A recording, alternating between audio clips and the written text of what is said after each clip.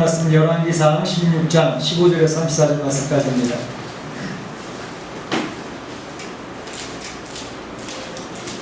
열왕기상 16장 15절에서 34절 마지막 절까지 좀 길지만 같이 교독을 하도록 하겠습니다. 유다의 아사왕 제27년에 시므리가 디르사에서 7일 동안 왕이 되니라. 그때 백성들이 블레셋 사람에게 속한 기쁘돈을 향하여 진을 치고 있더니 진중 백성들이 시므리가 무관하여 왕을 주겠다는 말을 들은지라. 그날에 이스라엘의 무리가 진에서 분배지간 오므리를 이스라엘의 왕으로 삼으되 오므리가 이에 이스라엘 무리를 거느리고 기쁘돈에서부터 올라와서 디르사를 내어 쌌더라. 시므리가 상궁이 하나됨을 보고 왕궁 요새에 들어가서 왕궁에 불을 지르고 그가 하늘에서 죽었으니 이는 그가 여호와 보시기에 악을 행하여 범죄하였기 때문이니라. 그가 여로보암의 길로 행하며 그가 이스라엘에게 죄를 범하게 한 그 죄 중에 행하였더라. 시므리의 남은 행위와 그가 하였던 일은 이스라엘 왕 역대지략에 기록되지 아니하였느니라. 그때 이스라엘 백성이 둘로 나뉘어 그 절반은 기낫의 아들 디브나를 따라 그를 왕으로 삼위하고 그 절반은 오므리를 따랐더니 오므리를 따른 백성이 기낫의 아들 디브니를 따른 백성을 이긴더라. 디브니가 죽음에 오므리가 왕이 되니라. 유다의 아사왕 제31년에 오므리가 이스라엘의 왕이 되어 12년 동안 왕위에 있으며 디르사에서 6년 동안 다스리니라. 그가 온 두 달란트로 스스로에게서 사마리아 성을 사고 그 산 위에 성읍을 건축하고 그 건축한 성읍 이름을 부산 주인이었던 스레의 이름을 받아 사마리아에 불렀더라. 오므리가 여호와 보시기에 악을 행하되 그 전에 모든 사람보다 더욱 악하게 행하여 느바트의 아들 여로보암이 모든 일로 행하며 그가 이스라엘에게 죄를 범하게 한 그 죄 중에 행하여 그들의 헛된 것들로 이스라엘의 하나님 여호와를 노하시게 하였더라. 오므리가 행한 그 남은 사적과 그가 부린 권세는 이스라엘 왕 역대 지략에 기록되지 아니하였느냐. 오므리가 그의 조상들과 함께 전에 사마리아에 전사하고 그의 아들 아합이 대신하여 왕이 되니라. 유다의 아사왕 제38년에 오므리의 아들 아합이 이스라엘의 왕이 되니라. 오므리의 아들 아합이 사마리아에서 22년 동안 이스라엘 다스리니라. 오므리의 아들 아합이 그의 이전의 모든 사람보다 여호와 보시기에 악을 더욱 행하여 느밧의 아들 여로보암의 죄를 따라 행하는 것을 오히려 가볍게 여기며 시돈 사람의 왕 엣바알의 딸 이스벨을 아내로 삼고 가서 바알을 섬겨 예배하고 사마리아에 건축한 바알의 신당 안에 바알을 위하여 제단을 쌓으며 또 아세라 상을 만들었으니 그는 그 이전의 이스라엘의 모든 왕보다 심히 이스라엘의 하나님 여호와를 노하시게 하였더라. 그 시대에 그들 사람 히엘이 벽을 건축하였는데 그가 그 탑을 쌓을 때 마가다의 아비가 강령을 듣고 그 성문을 세울 때 막만의 아들 수고를 이었으니 여호와께서 눈의 아들 여호수아를 통하여 하신 말씀과 같이 되었더라. 아멘. 아멘. 우리가 지난 시간 여로보암의 아들 나답을 죽이고 왕이 된 그 바하사 그리고 엘라 그의 아들 엘라에 대해서 살펴보았습니다. 오늘 이 시간에는 그 바하사와 엘라의 뒤를 이어서 왕이 되었던 사람들 곧 시므리 왕과 오므리 왕과 또 아합 왕에 대해서 오늘 본문에서 세 사람의 이름들이 언급되고 있고 상황이 설명되고 있는데 그것에 대해서 살펴보고자 합니다. 여러분들이 성경을 읽으면서 느끼셨겠지만 이 북쪽 이스라엘 왕국과 남쪽 유다 왕국 그 왕들의 내용들이 쭉 설명되는데 거기서 보게 되면 느끼는 게 유다 남쪽의 유다 왕들은 다윗의 자손으로 쭉 연결되어지죠. 시기야 왕까지. 그리고 그 왕들은 대체로 하나님의 말씀대로 살아보려고 발버둥 치는 모습, 주의 말씀을 기억과 살리고 그런 모습들이 많이 있었습니다. 물론 불순종하고 자기 생각대로 살아갔던 그런 왕들도 있었지만 유다 왕, 남쪽 유다 왕국의 특징입니다. 그런가 하면 바로 북쪽 이스라엘 왕국은 전혀 그렇지 않았습니다. 하나님의 말씀을 마음에 두는 것은 없었고 그냥 거칠의 신앙, 여호와 이름은 부르고 있고 제자 먼저도 드리고 있고 그렇지만 하나님의 말씀을 지키는 것은 전혀 도외시된, 그래서 그 왕들도 거의 반역에 의해서 왕조가 바뀌어져가는 그런 내용이 북쪽 이스라엘 왕국의 특징들이었습니다. 오늘 이 북쪽 이스라엘 왕들에 대해서 한번 살펴보게 되는데, 그 내용은 바로 이제 시므리 왕, 오므리 왕, 그리고 아합 왕에 대해서 생각해 보려고 합니다. 먼저 시므리 왕에 대해서 살펴볼 것은 이제 지난 시간에 봤던 그 열왕기상 16장 9절 10절에 보게 되면 이렇게 되어져 있습니다. 엘라가 디르사에 있어 왕국 맡은 자 아르사의 집에서 마시고 취할 때에 그 신하고 병거 절반을 통솔한 지휘관 시므리가 왕을 모반하여 시므리가 들어가서 그를 쳐 죽이고 그를 대신하여 왕이 되니 그 유다의 아사왕 제27년이다 이렇게 되어져 있습니다. 그러니까 바로 엘라라고 하는 이 여러 바하사 왕의 아들이었죠. 그 엘라가 왕이 되어져 있을 때에 이제 그 시므리가 그 왕궁에 들어가서 그 엘라 왕은 이제 그 국내 대신 집에 가서 술 먹고 취해가지고 거의 알코올 중독자 수준에 이르는 그런 모습이었던 것으로 보여집니다. 그때의 시므리는 이런 사람은 우리를 리더할 수가 없어. 그래서 그를 제거하고 죽이게 되죠. 그리고 대신해서 자기가 왕이 되어지는 것을 볼 수가 있습니다. 그런 모습을 보면서 우리는 참 자기 관리를 잘 못하면 또 인생의 모습에서도 결코 성공자가 될 수 없다라는 말씀을 드렸습니다. 이제 이 시므리가 왕궁에서 그 엘라 왕을 죽이고 반역을 해서 왕권을 쟁취하게 되어졌을 때에 그때 이제 블레셋과 이스라엘과의 접경지대에 기프돈이라는 곳이 있습니다. 이 기프돈이라는 곳에서 오므리 군대 장관이 나와서 지금 블레셋과의 싸움을 준비하고 있는 그런 중에 있었습니다. 그러니까 블레셋과 싸우기 위해서 진을 치고 대치하고 있는 그런 중에 있는데, 전갈이 오기를 지금 수도 디르사 왕궁에서는 시므리가 왕 엘라를 죽이고 반역을 해서 자기 스스로 왕이 되었다고 합니다 라는 이야기를 듣게 되어졌죠.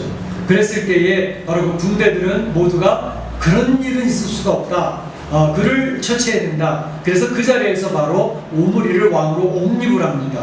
그래서 오므리가 이제 왕이 되어져서 그 자리에서부터 그 군대를 이끌고 이제 수도 디르사로 다시 돌아와서 이제 그 대치하게 되는데 금세 접수가 되어져 버립니다.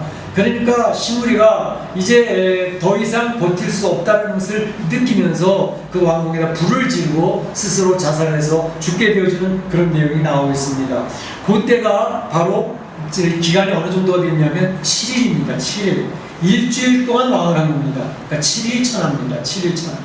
자, 이걸 보면서 그 왕권, 한 나라의 왕권을 잡았는데 7일밖에 못했구나 하면서 참 그 권력의 무상함, 덧없음을 생각해 보게 되는데, 사실은 저는 7일 천하하는 그 내용이 떠오르면서 연결되어졌던 우리나라의 역사가 떠올랐습니다.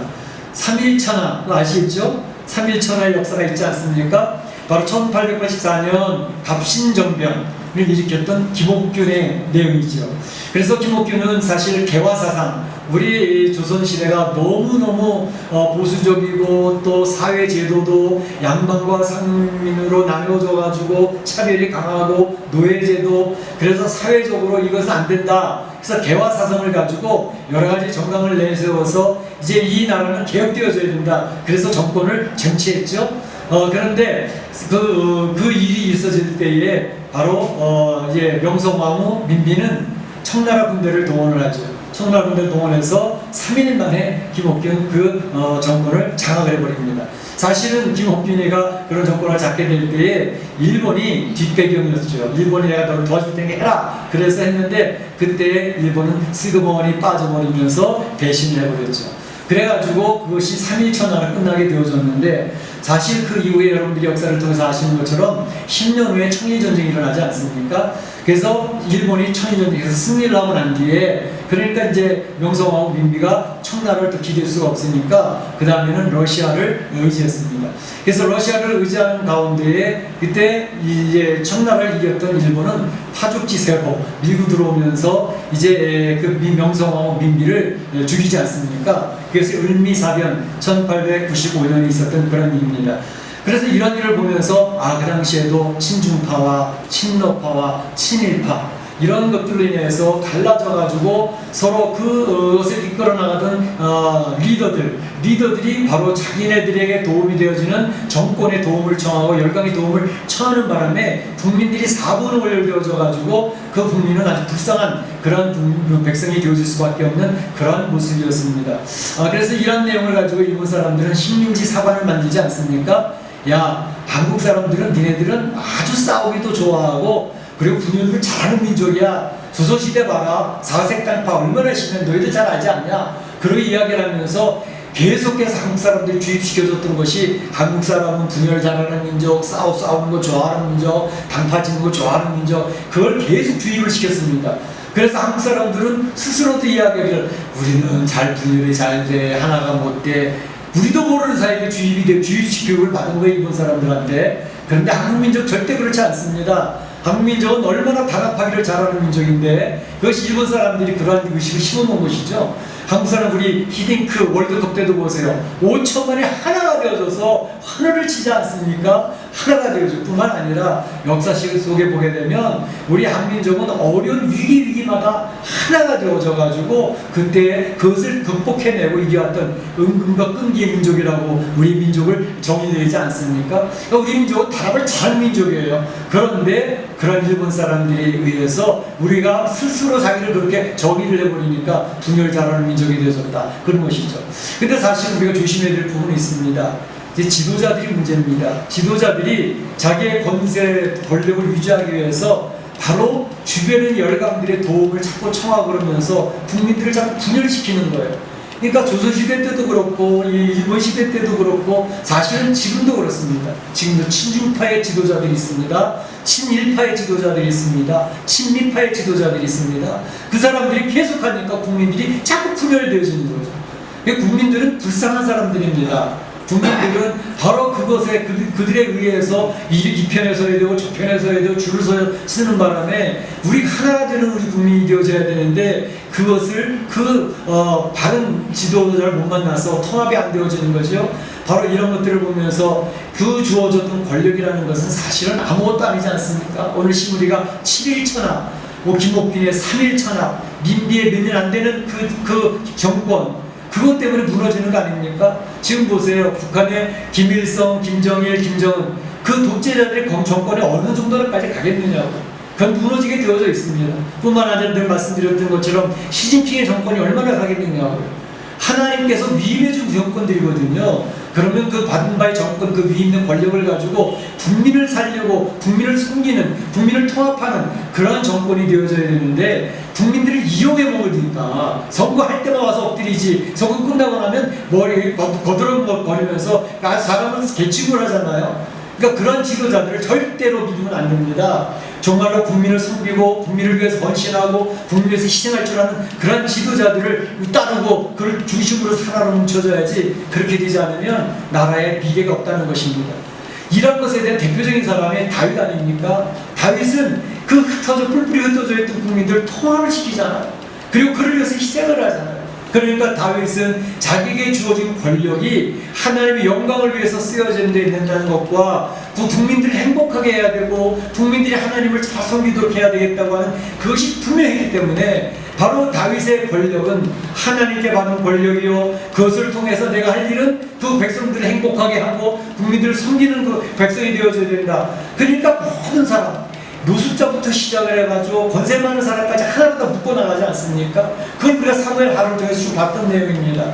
그렇게 겸허하게 지도자가 되니까 그 나라가 그 번성한 나라가 되어졌던 것을 봅니다. 그래서 다윗 왕국은 하나님의 나라를 대표하는 것입니다. 그래서 우리는 시므리의 7.1천하를 보면서 오늘도 다윗과 같은 리더가 나타나면 좋겠다. 백성들을 위해서 헌신할 줄 알고 섬길 줄 알고 통합해낼 줄 아는 그런 리더가 있으면 좋겠다. 우리나라도 그렇게 되면 좋겠고 세계 지도자들도 그렇게 되면 참 좋겠다. 그렇게 되어지기를 소원합니다. 그러면 하나님 기쁘시 영광을 받으시고 그 권력을 준 그 사람을 얼마나 영화롭게 하나님이 사용하시게 되겠습니까? 우리가 두 번째 살펴볼 것은 오물입니다. 오물이라고 하는 사람은 전쟁터에서 왕으로 추대가 되어져 가지고 왕궁 디르사로 와서 바로 시므리, 반역했던 시므리를 물리칩니다. 그래서 성읍을 장악을 하게 되어졌는데, 바로 그때는 이 27년에 아사왕, 남쪽의 왕은 아사왕이었습니다. 아사왕 27년에 이제 왕이 되어졌는데, 사실은 온전한 왕은 아니었습니다. 왜냐하면 16장 21절에 보게 되면 이런 말이 있습니다. 이스라엘 백성이 둘로 나뉘어 그 절반은 디브니를 따라 그를 왕으로 삼려하고, 백성의 절반이 디분이라고 하는 또 다른 군대 장관입니다. 그를 따라서 왕으로 삼으려고 했고, 그 절반만 오므리를 따랐다, 이렇게 되어져 있습니다. 그러니까 오므리가 왕으로 옹립이 되어져는 했지만 절반의 왕이지요. 그래서 절반의 왕이 되어졌지만 그 절반의 백성들을 데리고 이제 디브니와 계속해서 이제 정권을 장치하기 위한 그런 싸움이 되어졌는데, 그게 뭐 1년, 2년에 끝난 것 같진 않아요. 나중에 보게 되면 아사왕 27년에 그 기쁘돈에서 왕이 되어졌지만, 이제 그가 온전한 왕이 되어진 것은 아사왕 31년이라고 했으니까 4년의 간격이 있습니다. 그러니까 4년 동안에 바로 이 디브니와의 어떤 그런 정적과의 싸움이 지속됐던 것 같아요. 근데 사실은 그런 싸움 속에서 이 오므리는 더 이 정권을 강화를 시키고 또 많은 노하우를 배우게 되어졌고, 그리고 백성을 하나로 묶어나가는 그런 일을 잘 감당을 했던 것 같습니다. 거기에서 노하우를 많이 쌓았던 것 같아요. 4년 이후에 바로 이 오므리 정권은 굉장히 강력한 정권이 되어집니다. 그래서 오므리 정권이 굉장히 강력해가지고 이제 수도도 천도를 하죠. 그때까지의 북쪽 이스라엘 왕국의 수도는 첫 번째 왕국 수도가 세겜이었습니다. 세겜에서 여기 디르사, 여기 나와있던 디르사로 바뀌었고, 디르사에서 바로 오므리 왕 때 사마리아로 천도를 하게 됩니다. 수도를 바꿉니다. 그래서 이 사마리아는 이제 굉장히 그 지형 자체가 요새 지형이었고, 그곳에서 이제 북왕국 이스라엘이 계속해서 정권을 유지하게 되어지는 그 사마리아 수도, 성읍이 되어졌던 것이죠. 이 수도 천도한다는 것은 굉장히 중요합니다. 그래서 우리 고려시대에도 개경해서 또 조선시대에 한양으로 도읍지를 옮겨서 500년 도읍지를 만들지 않았습니까? 그래서 이 조선시대 500년은 굉장히 강건했는데, 바로 이 오므리는 그 수도의 중요성을 알고 이제 사마리아로 옮겼는데, 그 사마리아 산이 은을 가지고 샀다 그랬습니다. 은 2달란트를 가지고 사마리아 산을 구입해서 천도를 했다 그랬습니다. 그러니까 그때는 그 산은 그렇게 비싸진 않았는데, 그것을 사가지고 수도를 정하고 그곳에서 계속 북왕국의 왕성함을 유지하게 되어졌는데, 바로 이 오므리 정권이 얼마나 강력했느냐 하면, 사실은 다른 왕들은 1대나 2대를 거의 끝나버렸는데, 오므리 왕조는 굉장히 강력한 시대가 되어졌습니다. 오므리의 아들 아합, 잠깐 있으면 이제 살펴보겠지만, 아합과 아하시아와 요람 4대가 연결되어지면서 오랫동안 이 이스라엘 왕국을 통치하기 때문에, 나중에도 주변에 있는 이방 나라들이 이 북쪽 이스라엘 왕을 부를 때 거기를 오므리의 왕국이라고 불렀다는 말이 있을 정도로, 그러니까 오므리의 왕국이 굉장히 강력했습니다.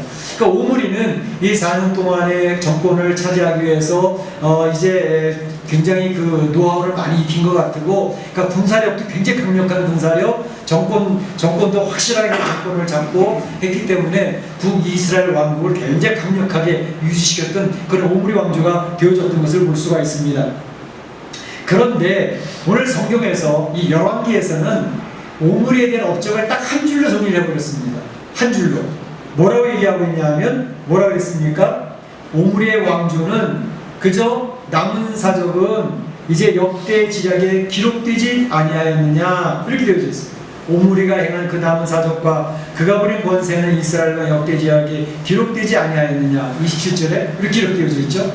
그러니까 오므리는 사실 북쪽 이스라엘 왕국을 왕국답게 세웠던 실제적인 창건자와 마찬가지 사람이었습니다. 그리고 번성기를 유지하게 했던 사람이 오므리 왕조입니다. 그러니까 얼마나 많은 업적을 세웠겠습니까? 얼마나 많은 일을 했겠습니까? 근데 열왕기에서는 그의 일을 딱 한 줄로 정리해버렸습니다. 그가 행한 업적, 그가 이뤘던 일들, 역대지력이 기록됐다. 그러면 끝이에요. 자, 이걸 보면서 우리가 느끼는 게 있습니다. 사실 이제 오므리가 이렇게 여러 가지 일들을 많이 이루었지만 세상적인 업적을 굉장히 많이 이루었지만 오늘 열왕기상에서는 세상적인 업적을 중요하게 여기지를 않았습니다. 한 절로 정리를 해버렸습니다. 왜냐하면 성경 자체가 세속적인 일이나 역사서가 아니기 때문에 그렇게 하기도 했지만 하나님께서 중요시하고 있는 것은 바로 하나님의 나라 일들, 하나님을 향해서 어떻게 살았는지, 그것이 하나님의 시선에 들어온 사람들은 길게 이름이 되어져 있어요. 그러나 뭐 세상 업적이 굉장히 많이 있었어도 하나님 볼 때 에이 그러면 한 줄로 끝나는 것입니다. 거기서 느낄 수 있는 게 뭐냐면 하나님의 시선은 이 세상에서 그 사람이 얼마나 성공을 했느냐 별로 관심이 없어요. 그 사람이 이 세상을 살면서 얼마나 돈을 많이 벌어서 재벌로 살았느냐, 그 사람이 이 세상에서 얼마나 높은 정권, 권세를 가지고 큰 일들을 했느냐 별로 관심이 없어요. 예수님 우리 하나님의 관점은 하나님을 향해서 어떻게 살았느냐, 그것이 중요한 것이었습니다. 이걸 보면서 우리가 느끼게 될 것은 재벌이 안 돼도 괜찮구나, 그 큰 권세 국회의원이 안 돼도 괜찮구나, 내가 이름 없는 촌노로 산다 할지라도 하나님 앞에서 멋지게 살아가고 하나님이 기쁘시게 하는 삶을 산다면 하나님께서는 길게 나의 일들을 기록해 주시겠구나. 그렇게 되시기를 축복합니다. 축원합니다. 네. 그래서 오늘 하나님께서 얘기하고 계시는 것 바로 이 이스라엘 왕들을 통해서 이야기하시는데, 특별히 이제 마지막으로 아하방을 살펴보려고 하는데, 이 아하방에 대해서는 사실 이제 그 뒤에 오늘 열왕기상 여기뿐만 아니라 역대하에도 길게 또 많이 되어져 있는데 그 내용들은 차근차근 또 나눠서 보겠지만 오늘 여기서 간단히 설명되어진 내용을 먼저 소개해 드리면, 북왕국의 최고 전성기를 누리게 한 왕이 아합왕입니다. 오므리의 아들 아합왕이 이 북이스라엘 왕국을 최대 전성기로 만들었던 것을 볼 수가 있습니다. 이것은 바로 자기 아버지가 길을 잘 닦아놨던 것이죠. 정치적으로 안정되게 만들어놨죠. 군사력을 강력한 군사력으로 만들어놨죠. 그러니까 번영의 꽃을 아합이 누리게 되어졌던 것을 볼 수가 있습니다. 그런데 오늘 성경에서는 이 아합에 대해서 두 가지 내용을 지적하고 기록을 특별히 해놓고 있는 것을 볼 수가 있습니다. 첫 번째는 바로 이 아합 왕은 자기 아내를 얻었는데, 이세벨이라는 아내를 얻었는데 그 이세벨 출신에 대해서 길게 설명을 하고 있습니다. 자, 이세벨 아버지 이름이 뭐라 나와 있어요? 엣바알이라 나와 있죠. 시돈의 왕 엣바알의 딸 이세벨을 아내로 삼았더라, 그렇게 얘기했습니다. 이 시돈의 왕 엣바알에 대해서의 설명은, 엣바알은 원래는 시돈의 왕이 아니었습니다. 시돈의 왕은 펠레스라는 사람이었는데 이 엣바알이라는 사람이 그를 암살하고 자기가 스스로 왕이 되어졌는데, 엣바알이라는 사람은 바알의 제사장이었습니다. 바알의 제사장이 시돈 왕을 물리치고 자기가 왕이 되어진 것입니다. 그래서 오랫동안 통치를 하는 가운데 그의 딸 이세벨을 바로 아합 왕하고 연결시킨 거죠. 이것도 이제 우리가 쭉 앞에서 봤던 것처럼 결혼 동맹이나 비슷해요. 힘 있는 나라의 이제 공주나 또 힘 있는 나라의 왕과 같이 연결을 시켜가지고 서로의 이제 동맹 관계를 맺어서 서로 보호하고자 하는 보호 장치였죠. 그런데 아합 왕이 잘못했던 것은 아무리 그렇다 하더라도 바알을 섬기는 그 제사장, 그 왕의 딸을 아내로 삼았기 때문에 거기서 오는 결과는 어떻게 됐을까요? 보나마나 뻔하죠. 그래서 바알과 아세라가 완전히 판을 치는 북이스라엘 왕국을 만드는 그러한 사람이 바로 아합 왕이 되어졌던 것을 볼 수 있습니다. 이제 솔로몬 왕이 무너졌던 이유도 뭐죠? 처음에는 하나님을 잘 섬겼어요. 나중에 무너졌던 이유는 많은 아내와 첩을 얻어서 그들이 자기네 나라 섬기던 우상들을 끄집어 가지고 들어옴으로 말미암아 하나님께서 너는 아니다, 그리고 무너뜨린 거 아닙니까? 그게 처벌을 받은 거잖아요. 그 마찬가지로 아합은 이세벨을 받아들여서 그 나라를 바알과 아세라를 섬기는 그런 나라로 만들었기 때문에 오늘 16장 33절에 보게 되면 모든 이스라엘 왕보다 심히 여호와를 노하시게 하였더라 그랬습니다. 하나님의 아합의 왕, 세상적으로는 굉장히 번성기를 구가한 통치를 잘한 능력 있는 왕으로 기록되어져 있지만 하나님 앞에서는 심히 하나님을 노하게 하였던 왕이었다라고 이렇게 기록하고 있는 것을 볼 수가 있습니다. 또 한 가지가 있습니다. 두 번째 내용은 여리고성을 건축한 것에 대해서 오늘 본문에서 기록을 하고 있습니다. 이 아합 왕은 이세벨을 얻었던 것과 또 한 가지 이 여리고성을 재건을 했던 그러한 왕으로 성경 기록하고 있는데, 여리고성이 어떤 성이었습니까? 바로 여호수아가 가나안 땅 들어가면서 첫 번째 무너뜨렸던 성이 여리고성이잖아요. 그것도 하나님의 기적적인 역사로 하나님 말씀 순종하고 여리성을 돌고 마지막 날 6번 돌고 외치는 가운데 기적적으로 무너졌던 그런 역사를 체험했던 성이 여리고성이잖아요. 그때 이 여리고성을 다시 재건을 하면, 여리고성을 다시 재건하면, 여호수아서 6장 26절에 나와 있는 내용입니다. 다시 재건을 하면 그 재건하려고 기초를 닦을 때에 재건하는 사람은 맏아들이 죽을 것이고, 그 여리고성을 재건을 해서 문을 달 때에 그 막내 아들이 죽을 것이다. 이런 예언이 있었습니다. 그런데 지금 바로 아합 왕은 그 무너진 여리고성을 다시 세우겠다는 거예요. 그래서 여리고성을 세우는데 그건 뭐냐면 바로 이제 하나님을 의지하는 왕이 아니라 자기의 군사력을 의지해서 나라를 지키겠다는 그런 뜻이 있는 거죠. 그랬을 때 16장 34절에 보게 되면 베델 사람 히엘이 여리고를 건축할 때에 그 터를 닦으면서 기초를 놓게 될 때 누가 죽었더라? 맏아들 아비람이 죽었더라. 그 다음에 성을 다 건축하고 나서 성문을 세울 때 누가 죽었더라? 막내 아들 수굽을 잃었더라. 마지막으로 뭘 얘기하고 있냐면 여호와를 통하여서 하신 말씀과 같이 되었더라. 여호와를 통하여서 하신 말씀같이 되었더라. 이렇게 정리를 하고 있는 것입니다. 여호수아가 여리고성을 무너뜨렸을 때로부터 아합 왕이 여리고성을 다시 재건할 때까지의 기간이 얼마나 됐을 것 같아요?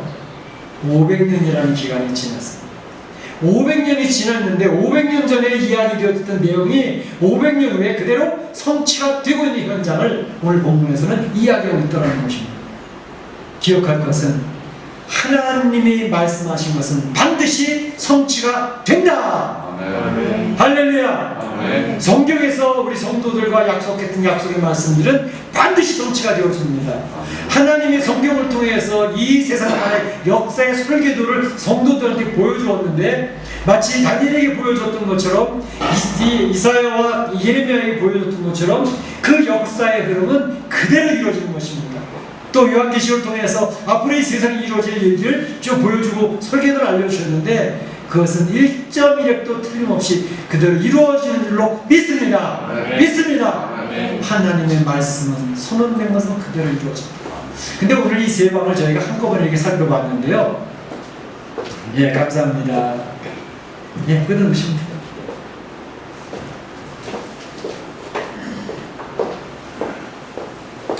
우리 황배우 원사님이 저쪽 성전에 있을 때는 항상 불을 갖다 놓으시는 이제 봉사를 하셨는데 또 이렇게 불을 갖다 주시면 감사하네요. 그래서 중요한 것은 이제 여기나 시물이나 오물이나 또 여기 아합이나 이 세 사람을 이야기하면서 하나님 오늘 공통적으로 얘기하는 부분이 있었는데 혹시 발견하셨나요? 읽으시다가 똑같은 내용이 반복되는 게 있습니다. 시물이 얘기할 때도, 오물이 얘기할 때도, 아합을 얘기할 때도 그거를 말씀드리고 싶어서 오늘 내용은 세 사람을 한꺼번에 살펴보는 겁니다. 어디에 나와 있죠? 19절에 보겠습니다. 19절을 보게 되면 이는 그가 여호와 보시기에 악을 행하여 범죄하였기 때문이니라. 그가 여로보암의 길로, 그가 시므리가 여로보암의 길로 행하며 시므리가 이스라엘에게 죄를 범하게 한 그 죄 중에 행하였다. 자기가 여호와 앞에 악을 행했고 그 백성을 죄를 범하게 했다라는 것과 그 다음 26절 보세요. 26절 보게 되면 느바세 아들 여로보암의 모든 길로 행하며 그가, 여기서 그는 누구죠? 오므리입니다. 오므리가 바로 이스라엘에게 죄를 범하게 한 그 죄 중에 행하여 그 모두 헛된 것들로 이스라엘 하나님 여호와를 노하시게 하였더라. 그러니까 오므리도 자기가 악을 행하였을 뿐만 아니라 그 백성들로 말미암아 죄를 범하도록 그렇게 이끌었다는 것입니다. 아합도 마찬가지였습니다. 아합도 30절 뒤에 보게 되면 바로 오므리의 아들 아합이 그 이전에 모든 사람들보다 여호와 보시기에 악을 더욱 행하여 또 그렇게 인도한 왕이 되어졌다는 것이 대비되는 내용인 것입니다. 자, 이 세상을 살아가는데 우리는 어떤 삶을 살아갈 것인가? 다윗과 아사처럼 하나님 앞에 바로 서서 자기가 알고 있는 주변의 사람들을 하나님께로 이끌어가는 그런 삶을 살 것인지, 아니면 오늘 본문에 나와 있는 정권을 잡았는데 그 백성들을 분열시키고 자기가 악을 행할 뿐만 아니라 하나님 앞에 악을 행하는 백성이 되도록 이끌어가는 그런 어리석은 지도자가 될 것인지, 그런 사람으로 살 것인지 한번 우리는 결단을 해야 되겠다는 것입니다. 한 번밖에 없는 인생 7, 80년 살아갑니다. 그때 우리는 어떠한 인생으로 살 것이라는 생각을 해보면서 살아가는 성도들은 하나님의 시선을 늘 의식하고 주님의 위로와 격려를 받으면서 작은 일이지만 작은 곳에서도 하나님 기쁘시게 하는 그런 삶을, 내 주변에 있는 한두 사람에게도 좋은 선한 영향력을 미치며 살아가는 멋진 성도들이 되시기를 주님의 이름으로 축복합니다. 축원합니다. 네, 지금 다 같이 기도하겠습니다. 오늘 받은 말씀 한번 기억하시고 그 말씀 앞에서 우리가 한번 기도하시기 바랍니다.